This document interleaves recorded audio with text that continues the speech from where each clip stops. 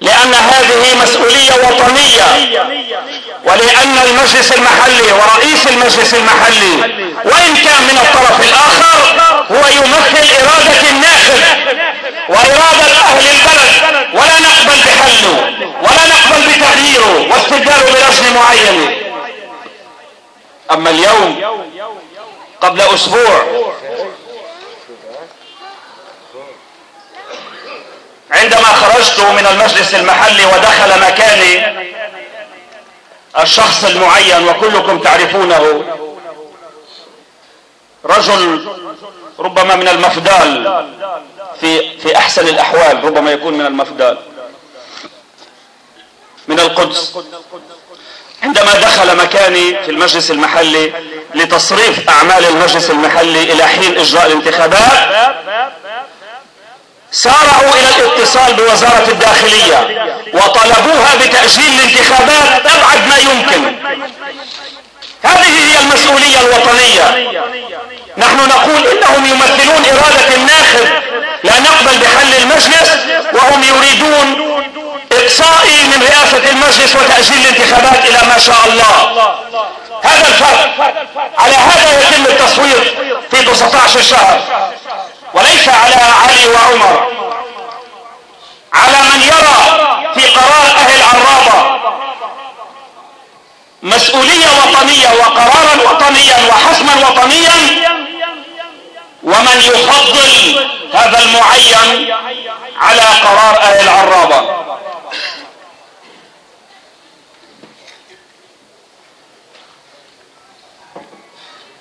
وصلتني قبل أيام رسالة شفوية من جهات مسؤولة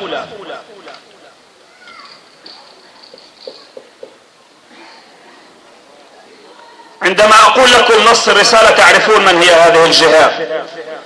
قالوا وصلوا لرئيس مجلسكم مار عمر بالعبري لأنه الرسالة،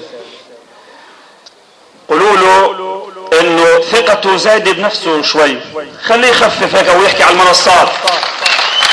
ستبقى ثقتي شامخة وسأبقى أصرخ من على هذه المنصات، وكلما رأيت هذه الوجوه من حولي لا أهتم بأحد ولا أولي أحدا أي أهمية أبدا أبدا. عرفتوا مين اللي قالوا لي هيك؟ وهناك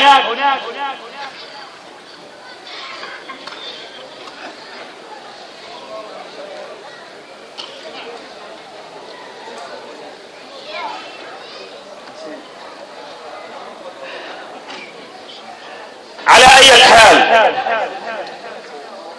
هناك من قال واقترح وبإلحاح، وبعضهم بنوع من الغضب اقترحوا علي العمل على تقديم التماس إلى محكمة العدل العليا على قرار المحكمة المركزية، وأنا رفضت طوال الوقت، وكنت أقول ما الهدف من تقديم الالتماس إلى المحكمة العليا؟ الهدف هو كي تقرر المحكمة العليا من يكون رئيس المجلس، أو لكي تقرر.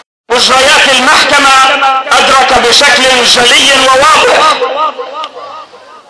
أن هناك فبركة للادعاءات والاتهامات، وهناك اختلاق للاتهامات، والهدف واضح وهو قلب الأمور رأسا على عقب.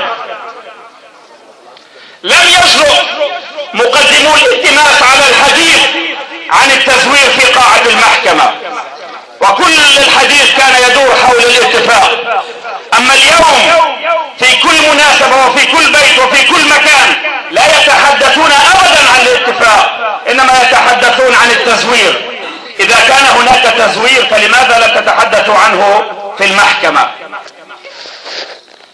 ويبلغ بهم السخف إلى درجة الحديث عن أنه كان في جيبي أنا، في جيبي ختم مأمور الانتخابات يوم الانتخابات. على من تنطلي هذه الأكاذيب؟ الانتخابات طبع نسختين من الختم على حد ادعائهم، نسخة إله ونسخة إلي. لماذا؟ لأنه هيك بقولوا لأنه عضو في جبهة الإمغار مأمور الانتخابات. ليس هناك حدود للكذب الرخيص، وإذا كان هذا الأمر صحيحا فلماذا لم يذكروه في المحكمة؟ إذا تعاد الانتخابات لأن هناك طرفا لا يقبل بالنتيجة ولا بالحسم الديمقراطي، وتعاد الانتخابات لأننا نحن الطرف الآخر عملنا على تغيير وجه عرابة وأعدنا لعرابة وجهها الوطني كما كنا نقول قبل الانتخابات. أعدنا لعرابة وجهها الوطني. ماذا كنا نقول في حينه؟ كنا نقول صوتوا لمن يصون وجه عرابة الوطني وليس للذي يريد أن يجعل من عرابة لتفكير مدينة إسرائيل. وهذا ما فعلناه. لهذا السبب بالضبط ستعاد الانتخابات، والخيار واضح.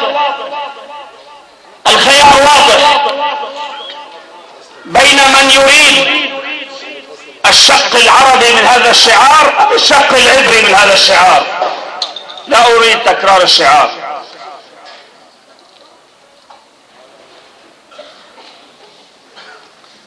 فور تسلمنا إدارة المجلس المحلي تصادف أن بدأت الحرب في غزة.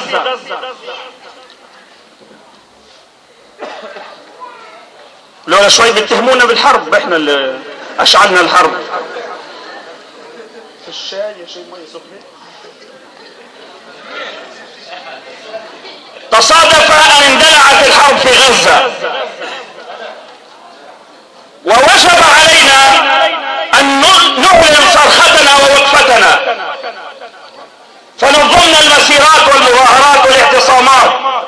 ولأول مرة منذ سنوات عديدة تنظم في عرابة مظاهرات يشارك فيها الآلاف،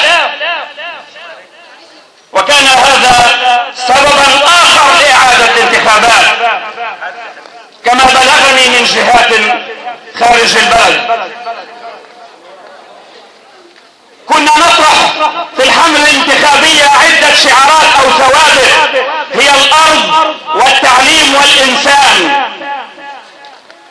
وبالنسبة للأرض فور دخولنا المجلس المحلي عملنا بشكل حثيث على تقليص مخاطر الخريطة الهيكلية، وعقدنا جلسات يتهموننا اليوم بأننا تغيبنا عنها. نحن الذين نظمنا هذه الجلسات